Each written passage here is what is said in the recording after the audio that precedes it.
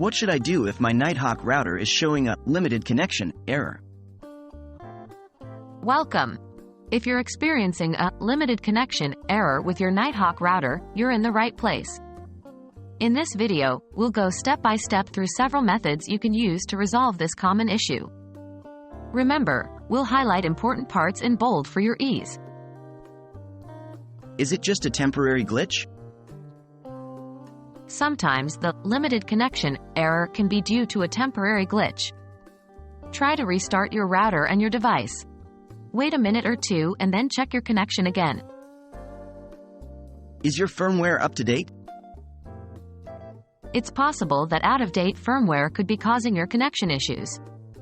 To check, log into your router's web interface, look for an Updates or Firmware section, and apply any available updates. Always keep your router firmware up to date to prevent these kinds of issues. Are there any network overloads? When too many devices are connected to the same network, it may limit the bandwidth available, leading to the limited connection error. Try to disconnect some devices and check if the issue persists. Have you checked your internet connection? To confirm if the problem is with your router or your internet connection, try connecting your device directly to your modem.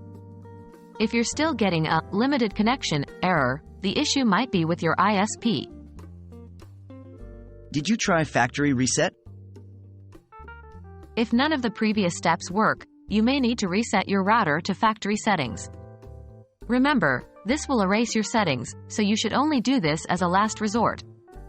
To perform a factory reset, find the reset button, usually at the back of the router, press and hold it for about 10 seconds until the lights on the router start flashing.